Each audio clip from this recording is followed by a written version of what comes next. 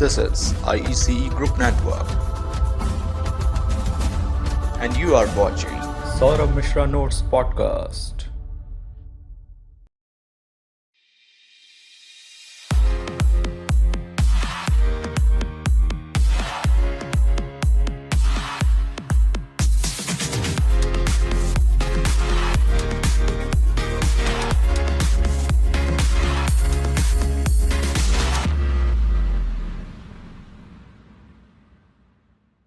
नमस्कार, expert talk with Saurabh Mishra में आप सभी का एक बार फिर से स्वागत है।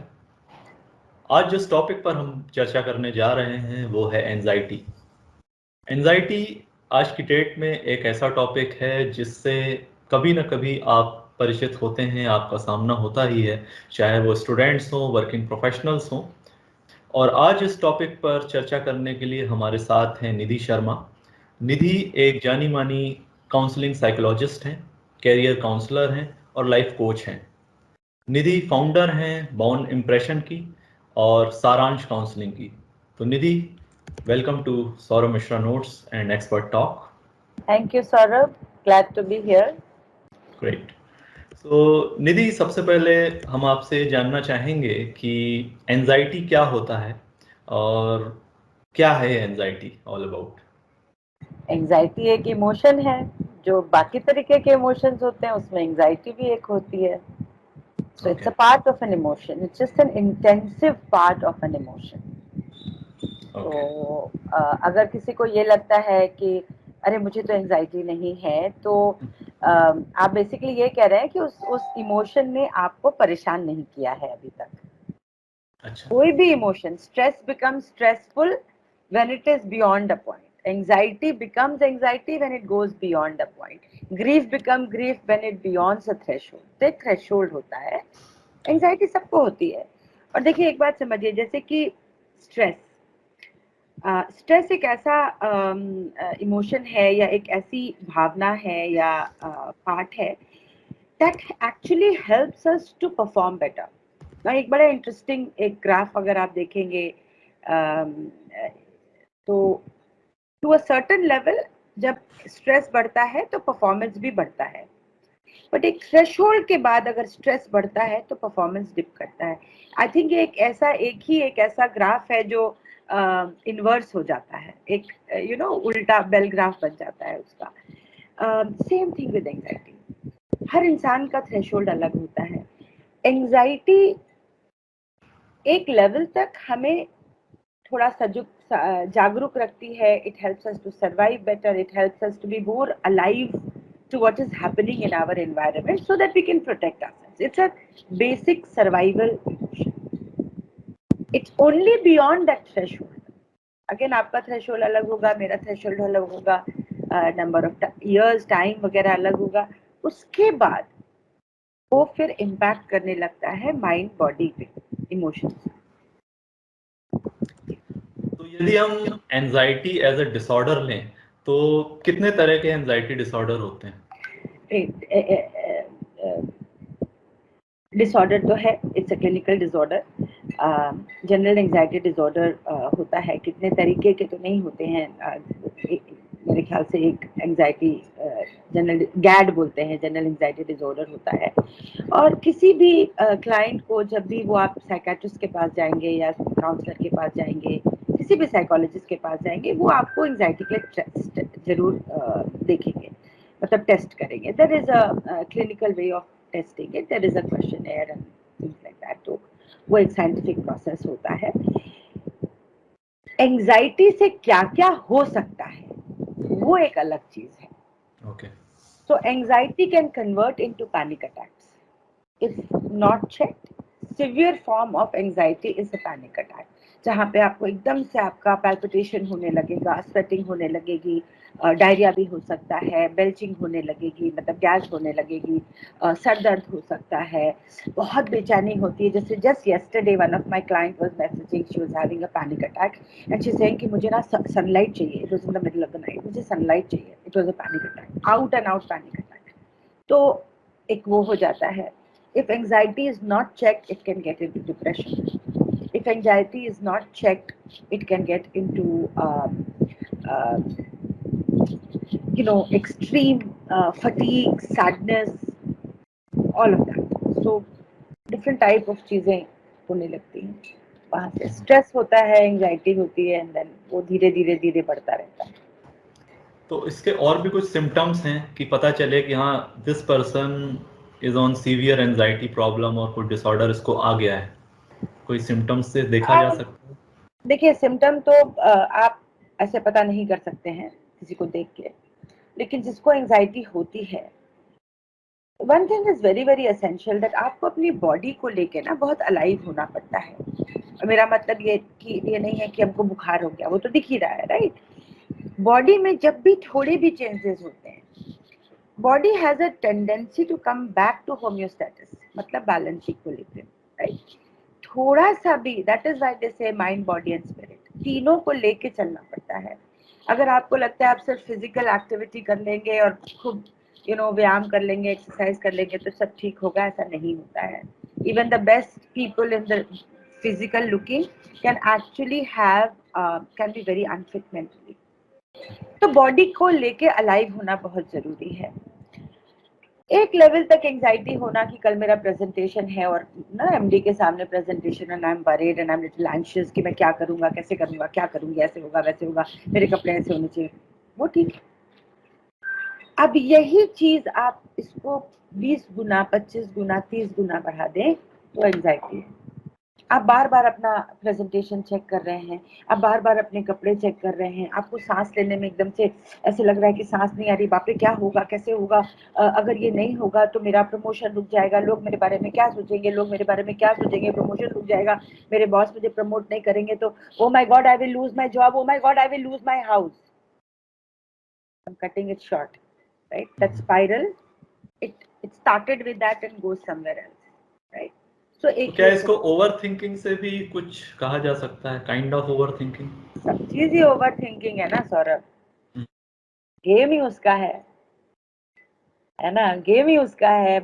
दिमाग को अगर आप संतुलित रखिए, रेगुलेटेड रखिए, अपने इमोशंस को अगर आप ये समझिए कि at a primitive level we will always react from our ancient survival limbic brain.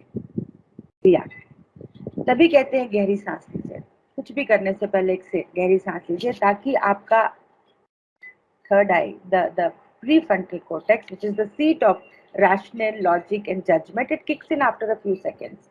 वो गहरी सांस लेने के बाद जब वो किक इन होता है तो आप रिस्पॉन्स मोड में जाते हो. ये एक बहुत इट्स वेरी साइंटिफिक, सुनने में बहुत सिंपल लगता है लेकिन करने में बहुत दिक्कत होती है. तो जब तक आप वो नहीं समझेंगे तब तक आप हर चीज पर रिएक्ट करते रहेंगे, तो हर चीज आपको एंजाइटी कर सकती है. बहुत सारी जिन लोगों को एंजाइटी होती है बहुत छोटी छोटी चीजों पे होती है.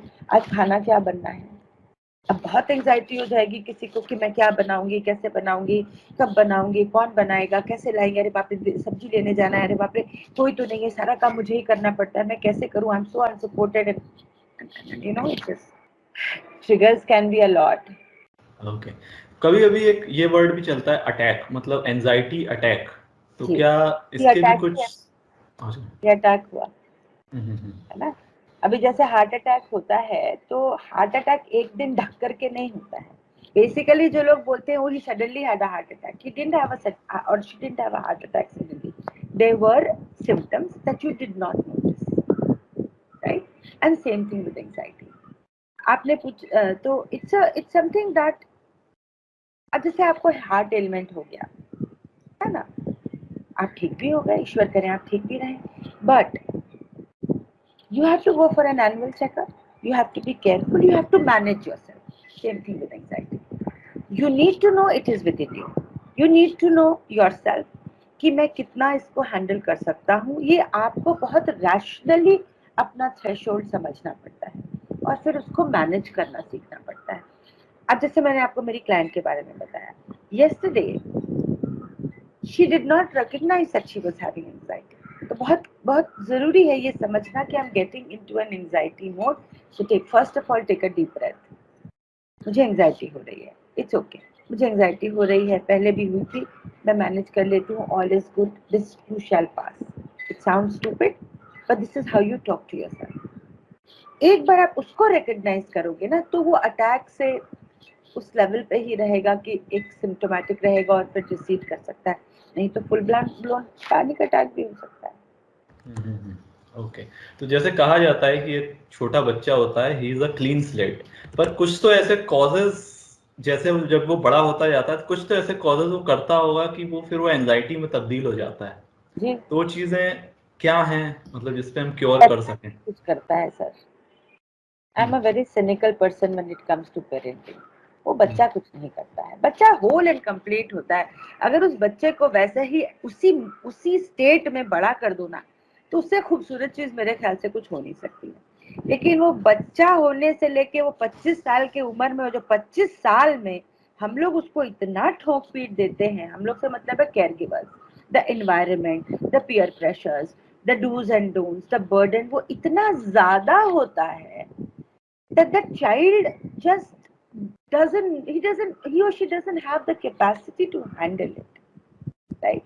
Then we start telling them ये तो ADHD है, या तो ये तो ऐसा है, या तो वैसा है, बात ही नहीं सुनता है, उजड़ है, एकदम stubborn है. You're putting so much pressure on the child. Look at the education system, so much pressure. Look at these suicides that have happened in Tamil Nadu. Those children, so sad. You can't keep saying कि वो वो medical exam की इतना pressure होता है. Medical exam का तो जो प्रेशर होता है, तो पेरेंट्स तो उसको हैंडल कर सकते हैं ना सौरभ. जैसे मेरी नीस ने 3 साल उसने नीट की प्रिपरेशन करी, फिर कोविड हो गया. अब उस बच्चे का एग्जाम जो था, वो खिंच खिंच के 2 साल उसने पहले 11th-12th में पढ़ा, खिंच के वो अगस्त में हुआ. तो मैं अक्सर उससे बात करती थी. आई वाज सेंसिंग कि ये फ्रस्ट्रेट हो रही है. थोड़ा प्रेशर पेरेंट्स के साथ भी था, लेकिन मैंने एक चीज देखी जो मैं अप्रिशिएट करती हूँ मेरी सिस्टर और ब्रदर इन लॉ के बारे में. शायद उन्होंने कहीं पे उस बच्चे से बोला, बेटा इट इज ओके, हो जाएगा बेटा तो बहुत अच्छा है, नहीं होगा तो we will have plan B. अक्सर केयर गिवर्स ना सौरभ, वो नहीं करते हैं, सांस लेने की जगह नहीं देते हैं. I'm just starting a session today with someone who is a good achiever. I won't say a high achiever, a good achiever. Seems to be doing very well. But he's not been able to clear only cat. Huh? Only cat. अब वो 3rd attempt देने जा रहा है. अब वो इतना परेशान है. तो अनफॉर्चुनेटली यहाँ पे इस वक्त पेरेंटल प्रेशर नहीं है. मैं आपके उस बच्चे का जवाब दे रही हूँ, ठीक है. लेकिन कहीं पास्ट में उसके एनवायरनमेंट में उसके टीचर्स ने या उसके पेरेंट्स ने या उसके दादा दादी ने has told this child that this is the only stamp that will tell him that I am someone. So बहुत कुछ हो जाता है उस टैबू रास्ता पे, कि स्क्रीन स्लेट पे आप क्या लिख रहे हो, बच्चा क्या लिख रहा है, उसको वो कैसे इंटरप्रेट कर रहा है. You don't know. Okay. So is there any parameter to diagnose anxiety? Yeah, there are clinical diagnoses that happen. There is a very, very clear DSM's, clinical aspects that are done. So a psychiatrist or a psychologist will take you through that. I mean, telling anybody what they are doesn't matter, because then, like I was telling somebody yesterday, कि आप मुझे बता रहे हो कि मुझे क्या करना है. डॉक्टर के पास जाते हो तो नहीं बताते हो ना कौन सी दवाई देनी है. तो बस इतना जान लेना काफी है कि they will diagnose you properly, clinically, yes. And अब जैसे मैं हूँ, जब किसी से बात करती हूँ, I'm not a clinical psychologist, but I understand, क्योंकि पढ़ा तो है ही. An experienced psychologist would be able to tell you कि ये एंजाइटी है, मतलब, और क्लिनिकल डायग्नोसिस करवा लो तो निकलेगी आपके मन की शांति के लिए. तो यस, डायग्नोसिस होती है सर. और एक कब वो पॉइंट आता है, जैसे परिवार में किसी को है ये प्रॉब्लम, तो उस पर्सन को अब काउंसलिंग की या डॉक्टर की जरूरत है, कैसे परिवार वाले समझ सकें? परिवार वाले तो तब समझेंगे ना जब ध्यान देंगे. I told you I am very cynical about this, है ना. हम अपनी अपनी छोटी सी दुनिया में इतना रहते हैं कि हमको लगता है we are connected, but we are not. हमारे बिस्तर में बगल में जो सो रहा है उसके मन में क्या चल रहा है, उसकी बॉडी में क्या हो रहा है, हमें पता नहीं होता है, राइट. सो सबसे पहली चीज जो होती है वो इंडिविजुअल अवेयरनेस होती है. जैसे मैं इस क्लाइंट की बात कर रही हूँ, इस लड़के की, he went to his mother and said, listen, I think मुझे ना I need help. तो मैं उन लोगों के लिए कुछ काम करती हूँ, तो she called me and I said yes, he needs help. तो ये एक सेल्फ अवेयरनेस होती है। फिर उस सेल्फ अवेयरनेस के बारे में बात करना, झिझकना नहीं। सबसे दूसरी प्रॉब्लम, बड़ी प्रॉब्लम है, बात नहीं करना चाहते हैं लोग। लोगों को लगता है आप कमजोर हैं, you are weak, people will laugh at you and people do laugh at us, you know. तो बात करना उसके बारे में, ये नहीं समझना कि आप कमजोर हैं। आप कमजोर तब हुए हैं जब आप इतना रास्ता चल लिए हैं बोझा उठा के सौरभ, कि अब आपकी कमर टूट गई है ना। तो कहीं तो आपको उस बोझ को रखना होगा। हाँ, कुली को भी तो अपना बोझ रखना पड़ता है ना, ये समझना बहुत जरूरी है। और इसकी कोई नेचुरल रेमेडी है, कुछ ऐसा खान पान, जैसे वेजिटेरियंस के लिए स्पेशली, कि पर्टिकुलर ये चीज आपके फूड में वेजिटेरियन नहीं क्यों, हर किसी के खान पान के लिए। ओके। तो यस, सो एंजाइटी से क्या होता है, पहले आप फिजिकली समझिए। स्टमक से रिलेटेड होता है, डाइजेशन। तो सोलर प्लेक्स चक्रास होते हैं ना, तो सोलर प्लेक्स चक्रा होता है, वो बहुत इंपॉर्टेंट होता है। तो जब एंजाइटी होती है तो बाइल फॉर्मेशन वगैरह होता है, सिक्रीशंस होते हैं। See understand, body is going into the fight mode, it has to be ready. Please understand this, it's survival, it's sensing danger. ना डेंजर अनफॉर्चुनेटली क्या है ना, शेर चीता तो आ नहीं रहा है, डेंजर यहाँ है ना। अब इट्स गेटिंग गियर्ड अप। आप सोचो, जब आपको फाइट में जाना है तो you will be in ready position, body is alert, mind is alert, the heart is pumping, the blood pressure is like ready to go, everything is on alert. पर कुछ हो नहीं रहा है, रिलीज तो हो नहीं रहा है, अब वो बढ़ता जा रहा है, बढ़ता जा रहा है। तो क्या होता है, bile and all the gases start pushing on to the solar plexus, the diaphragm, right. उससे बर्पिंग होती है, उससे क्या होगा, लोग आएंगे बोलेंगे मुझे एसिडिटी हो रही है, मुझे लग रहा है ना मुझे हार्ट अटैक हो रहा है। आप देखेंगे अक्सर होता है हार्ट अटैक में, ये आप सुनेंगे डॉक्टर्स बताएंगे कि unfortunately it was an anxiety attack और gastric attack, not anxiety but gastric attack. तो उससे बहुत प्रेशर होने लगता है हार्ट पे, जिसकी वजह से palpitation, sweating, you know, racing pulse होती है, शिवरिंग होने लग जाती है, बहुत ज्यादा कंसंट्रेशन होता है तो हेडेक होने लगता है, इस तरीके की चीजें होने लग जाती है। तो वो उस सिम्टम को समझना पहले बहुत जरूरी है, ठीक है। अब अगर आपने इस तरीके का कुछ भी थोड़ा भी नोटिस किया, the most important thing is to breathe. अब आप बोलेंगे सब लोग मुझे बोलते हैं पर वो तो मैं करता हूँ या करती हूँ, नॉट दैट। मैं योग करती हूँ जब, तो मेरे गुरुजी मुझे बोलते हैं, निधि, उन्होंने प्राणायाम नहीं करवाया, मुझे कहते हैं पहले तुम ब्रीदिंग करना सीखो, कॉन्सेंट्रेट एंड ब्रीथ। हमको डीप ब्रेथ लेनी नहीं आती है, तो very important to take deep breath and talk to yourself, I am having an anxiety, this too shall pass, I have dealt with it in the past. Breathing होती है जो श्री श्री रविशंकर बात करते हैं, सो हम, और ईशा योग वाले, नाम एकदम से नहीं याद आ रहा है, सदगुरु भी बात करते हैं, सो हम, ब्रीद इन सो, रिलीज हम, सो हम। ये ब्रीदिंग आपको डे टू डे प्रैक्टिस करनी चाहिए, एटलीस्ट 1 मिनट के लिए 5 बार, बस 1 मिनट के लिए 5 बार करिए। उससे बॉडी धीरे धीरे एक्लेमेटाइज होती है टू ब्रीद इन ऑक्सीजन। प्राण को लेना और उसको सस्टेन करना भी आना चाहिए बॉडी को, जो हमें नहीं आता है। तो जब एंजाइटी होती है और body is in that fighting survival mode, it doesn't know how to deal with it. It can't slow down to say, okay, let me take a deep breath. So वो सीखना चाहिए, and deep breath, 1. Second is change state. अगर आप लेटे हैं तो उठ जाइए, बैठे हैं तो थोड़ा चलिए, बॉडी को मूव करिए, so body starts to release. That is why people who have anxiety, depression, should be engaging in hobbies, in extracurricular activities, in any kind of sports, anything. I don't mean computer games, okay? I mean literally hand body coordination जो होता है ना, needle point है, carpentry है, painting, drawing, mandala drawing is extremely good, very very good. Mandala drawing आप Google कर लोगे ना तो आपको सब आ जाएगा उसके बारे में। Very very therapeutic, excellent. Okay, उससे क्या होता है, body learns to expand that pent up energy. नहीं तो गुस्सा आता है, फिर आप चिल्लाते हो, तो एक्सपेंशन है एनर्जी का और कुछ नहीं है। तो deep breathing and change state. जो बड़ी इंटरेस्टिंग है, स्माइल।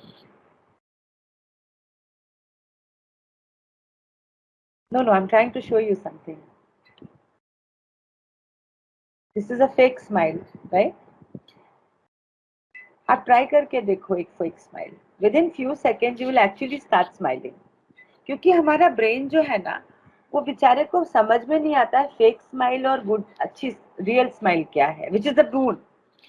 तो जैसे ही आप स्माइल करते हो ना, तो ब्रेन को ये सिग्नल मिलने लगता है कि everything must be okay, that is why he और शी इज स्माइलिंग, है ना, ट्रिगर ऑफ हैप्पीनेस। तो वो बेटर होता है। तो स्माइल करिए। अच्छा चलिए, अगर स्माइल नहीं भी कर सकते हैं, ठीक है, सौंफ ले लीजिए और उसको चबाइए। आप खाना कब खाते हो? जब सब कुछ नॉर्मल होता है, बॉडी नॉर्मल होती है। Again it signals the mind that everything is okay. तो वॉक करके थोड़ा खाते रहिए, सौंफ चबाते रहिए, वो डाइजेस्टिव के लिए भी बहुत अच्छा होता है। अजवाइन खा लीजिए, अगर अजवाइन का टेस्ट नहीं पसंद है तो सौंफ खा लीजिए। तो अगर आपको एंजाइटी है तो ये दो चीजें आपके पास होनी चाहिए, ठीक है। तो इस तरीके से आप थोड़ा मॉनिटर कर सकते हैं। अब आपने पूछा था खाने की।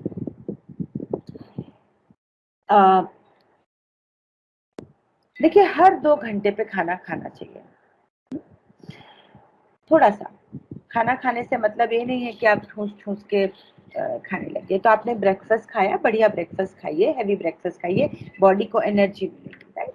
सो you can have your eggs, और you can have your poha, your upma, your whatever paratha that you want to have with a glass of milk and cornflakes, or whatever that you want to have. That's good, because now body has the whole day to go through it. अब 2 घंटे बाद जो है एक fruit खा लीजिए, कोई digestive एक बिस्किट खा लीजिए, है ना। फिर आ गया लंच का टाइम, एक छाछ पी लीजिए। छाछ पीजिए, बहुत अच्छा होता है, बहुत कूलिंग होता है, राइट। फिर आप दाल चावल रोटी सब्जी जो भी खाते हैं खाइए, घी खाइए, बहुत अच्छा होता है। फिर 2 घंटे बाद मान लीजिए आप चाय पीते हैं, तो उसके साथ कोई एक छोटा बिस्किट खा लीजिए, फ्रूट खा लीजिए, जो भी छोटी मोटी चीजें आप खाना चाहते हैं। अब आप समोसा डेली खाने लगेंगे तो वो तो फिर प्रॉब्लम है, राइट। तो सूखी कुरमुरी, भेल वगैरह, कीप इट लाइट। अब मैं डाइट नहीं बता रही हूँ, मैं आपको एक इंडिकेशन दे रही हूँ। अब प्रॉब्लम यहाँ तक तो लोग मैनेज कर लेते हैं, ठीक है, बज गए 4-5। अब खाने का टाइम हुआ, अब खाना कब खाएंगे? 10 बजे, 9 बजे, 9:30 बजे। अब सोचिए, बॉडी जो है 4-5-6 बजे से लेके 4-5 घंटे भूखी है। अब आप हैवी पराठा खाएंगे, फिर या जो भी है, डिनर भी खूब बढ़िया, 3 रोटी और 2 पराठे या जो भी, दही दाल ये सब सब खा लोगे आप। अब बॉडी के पास रेस्ट का टाइम है, अब वो डाइजेस्ट कैसे करेगी? तो ये जो मील होता है, आई नो 7:30 बजे तक आप नहीं खा सकते हैं, लेकिन 8, 8:30 तक तो खा सकते हो, है ना। ज्वारी की रोटी खा सकते हो। आटा जो होता है वो बॉडी के लिए अच्छा नहीं होता है, वो बहुत टाइम लगाता है, ग्लूटेन बहुत होता है। तो एक चीज होती है खपली आटा, जिसमें ग्लूटेन नहीं होता, इट्स एंशिएंट व्हीट, ठीक है। आप ज्वारी की रोटी, खपली की रोटी खा सकते हो। थोड़ा सैलेड खा लो, थोड़ा लाइट रखो आप खाने को, एंड दैट्स इट, बस। और बहुत अगर आपको भूख लगे, मान लीजिए, तो सोने से पहले 1 गिलास दूध पी लीजिए, 1 कप दूध पी लीजिए। सो that is what. And you talked about, so this is vegetarian. As far as non-vegetarian is concerned, see, again the same concept comes in. Evening meal needs to be done by 8-8:30. Anything beyond that, 8-8:30 is also late, really, honestly.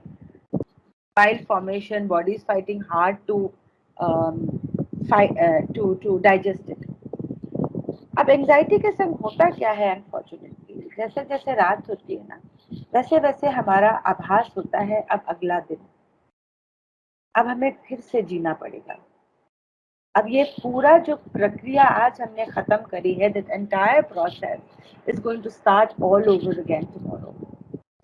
That is extremely overwhelming, right? So in the evening time, once you have done, it's extremely important to have a ritual, have a bath, okay? Maybe light a diya, a lamp. दिया से मुझे, मैं पूजा पाठ करने के लिए नहीं कह रही हूँ, एक एनर्जी होती है जो उस दिए में, कैंडल जला लीजिए, जो भी करना है, ओके? आपको कोई मंत्र आता है, मंत्र बोल दीजिए, कोई प्रेयर आती है, बोल दीजिए. Then last thing that you must do in the night, if you have, I mean, ये तो सबके लिए है, but if you have anxiety, write down 3 things that made you feel good during the day. So I had a great meal, I felt good. Or I did a great yoga, I felt good. Or I spoke to my daughter and we had a good chat, I felt good. I did a good presentation, whatever. 3 things that made me feel good. Simple things, not earth-shattering. 3 things that I could have done better. Please मेरे शब्दों को बहुत ध्यान से सुनिए. I could have done better. मैं क्या better कर सकता था, वो बहुत जरूरी है. तो maybe I could have, not lost my temper on my colleague. I could have taken a deep breath. I perhaps could have been a little more attentive to my child, or my wife, or my mother, or my brother, whatever, right? What could have I done better? इससे क्या होता है, वो आपको एक hope देता है कि मैंने क्या अच्छा किया, so I'm good, life is good, it's happy, gratitude. मैं क्या बेटर कर सकता हूँ, तो मैं कल की होप से I can do this tomorrow. There is a hope, right? Then when you get up in the morning, एक गायत्री मंत्र बोल लो, 3 बार ओम बोल लो. अगर आप किसी और धर्म को मानते हो तो सब में प्रेयर्स होती है, छोटे ही प्रेयर बोल लो, छोटी सी 2 मिनट की. मैं आपसे पूजा करने को नहीं कह रही हूँ.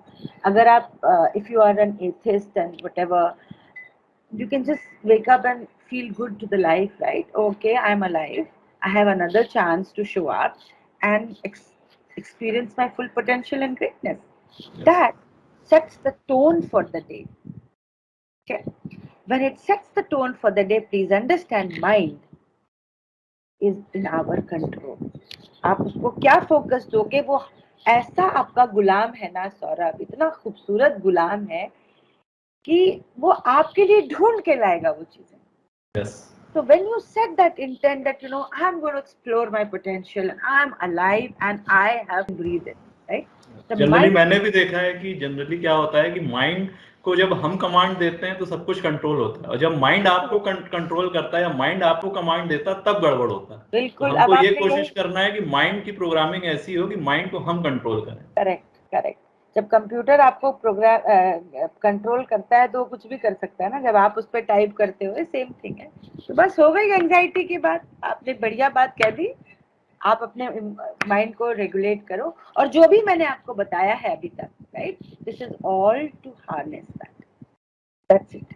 It's a kind of like retrospective, जो आपने कहा, जैसे आपकी गुड की एक पार्ट होना चाहिए. हमारे प्रोजेक्ट मैनेजमेंट में एक पार्ट चलता है रेट्रोस्पेक्टिव मीटिंग, कि आज के दिन में हमने क्या अच्छा किया प्रोजेक्ट में, क्या चीजें और अच्छी हम कर सकते थे. एक आइडियाज का सेक्शन होता है जिसमें हम करते हैं कि इसमें हम और क्या इंप्रूवमेंट कर सकते हैं पर्टिकुलर प्रोजेक्ट में. तो जो प्रोजेक्ट प्लानिंग आप अपने काम में कर रहे हैं, वो प्रोजेक्ट प्लानिंग आप अपने माइंड के लिए करिए. एब्सोल्युटली, अपने लिए करिए, माइंड तो छोड़ दीजिए, अपने लिए करिए. Mind, body and soul. मैं तो ये समझती हूँ, देखिए Saurabh, that whatever is around us is created from what goes on in this. Mind is the biggest, we अहम ब्रह्मास्मि, है ना. तो आपने जो बोला प्रोजेक्ट प्लानिंग भी किसी ने समझा है ना, अगर वो प्रोजेक्ट पे कर सकते हो तो आप अपने लिए क्यों नहीं कर. तो एक टर्म और चलता है जिसे हम डिप्रेशन कहते हैं, ठीक है. तो क्या एंजाइटी और डिप्रेशन का कुछ रिलेशन है? कभी लोग कंफ्यूज हो जाते हैं कि एंजाइटी है या डिप्रेशन है. Sir, depression is another completely different clinical diagnosis and a mental state. It's a clinical disorder. शायद शुरुआत अक्सर एंजाइटी से होती है, and then it becomes a chronic thing. Depression is a very serious word. Okay, it's a very serious ailment. it's a very serious illness. It should not be treated in jest. I feel very bad when I hear people say, "Oh, I'm feeling very depressed." मैं भी बोलती हूँ कभी-कभी. It's a very, very, very acute form of sadness, hopelessness, loneliness. तो depression को इतना आसानी से नहीं, ये भी एक क्लिनिकल डायग्नोसिस होती है. Certain ailments have to prevail for a period of 6 months or so. Even anxiety के लिए वैसा ही होता है. तो जो भी साइकोलॉजिस्ट आपके साथ काम करेगा, they will work at it. They will take your entire history to understand what has happened. Okay? Then counseling is very, very essential. So it's over a period of time that you can wean off. अगर आपको clinically diagnosis है depression का, तो medication prescribed है तो लेना है. Counselling बहुत जरूरी होती है. ग्रुप्स के साथ कनेक्ट करना चाहिए. डिप्रेशन में होता ये है कि I lose interest in life. So it's not to be joked about. Yeah. So it's all about like it's a totally different stream and it's a totally different. Okay. Thank you Nidhi. And जैसा एक सवाल एक चीज बोलना चाहूंगी before you. देखिए हर emotion जो होता है ना, look around you in the universe, in the nature. Nature has everything perfect in its place. हमको लगता है वो चींटी क्यों है ना? हमको लगता है कि वो मधुमक्खी बी क्यों है? अगर वो बी नहीं होगी तो बहुत जल्दी हम लोग मर जाएंगे. Correct? So everything, a grain of sand has its place. तो आपने ऐसा कैसे सोच लिया कि हमारे supposed to be one of the most evolved creatures that we know of, right, can have emotions that are negative? सबसे पहली बात ये है सोचने की. इतना लोग पूजा पाठ करते हैं, ईश्वर में विश्वास करते हैं, लेकिन ये भूल जाते हैं कि ईश्वर सिर्फ और सिर्फ हमें ग्रेटनेस देते हैं. अगेन मैं बोलूंगी अहम ब्रह्मास्मि. तो हम में सब कुछ है जो हमारे पोटेंशियल के लिए है. इमोशंस. अगर आपको एंजाइटी हो रही है, हर इमोशन आपको कुछ बताता है.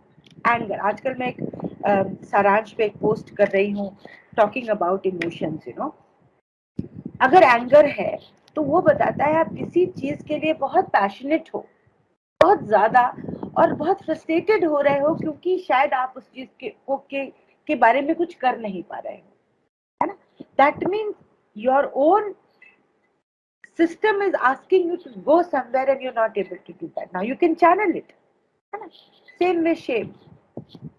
Agar if you are feeling guilty and you're feeling shame, perhaps it is telling you that you are not able to live with what other people are dictating. Maybe you need to find your own voice. Same thing with anxiety. Anxiety हमें ये सिखाता है कि या तो हम past में रहते हैं, जो आपने पहले बोला था, या तो हम फ्यूचर में रहते हैं. And both are out of our control. One is gone and we don't know, right? इस ब्रेथ के बाद अगली ब्रेथ अंदर जाएगी या बाहर आएगी का भरोसा नहीं है. तो हम कहाँ 10 दिन आगे, 15 दिन आगे, 15 साल आगे सोचने लगते हैं. जब लोग कहते हैं मेरी बेटी के लिए मुझे पैसे रखने हैं, बचाना है, तो मैं सोचती हूँ ईश्वर करे, जरूर आप बरकत करें, right? So that breath, anxiety is telling you to come to the moment. So when you take a breath, when you do deep breathing, when whatever I told you, do deep breathing, set your intention, eat every two hours, eat mindfully, write down what you did today, reevaluate your, is all to bring the mind in that moment, change state, count your steps or breathe, so you will come back to the now. So anxiety is a sign that you are living too much in the past or too much in the present, future. So come back, start living mindfully. Live in present. Yes, live in the now. There's a reason it's called the present, right? It's a gift. Great, wonderful. So आपने देखा कि किस तरीके से क्या होता है anxiety. आज निधि ने हमसे इस बारे में चर्चा करी. तो सबसे पहले धन्यवाद निधि, आपने इतने महत्वपूर्ण टॉपिक पे हमसे चर्चा करी और काफ़ी कुछ हमको आज सीखने को मिला आपसे. और आगे के एपिसोड्स में भी हम निधि को किसी डिफरेंट टॉपिक पे बात करने के लिए बुलाएंगे।